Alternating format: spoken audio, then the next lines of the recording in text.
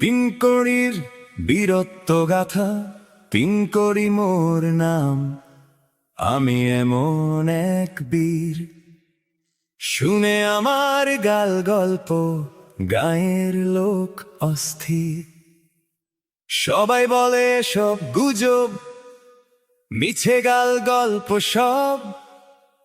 দাঁড়ালে আমি ঢেকে দিই আকাশ, থামে কলরব।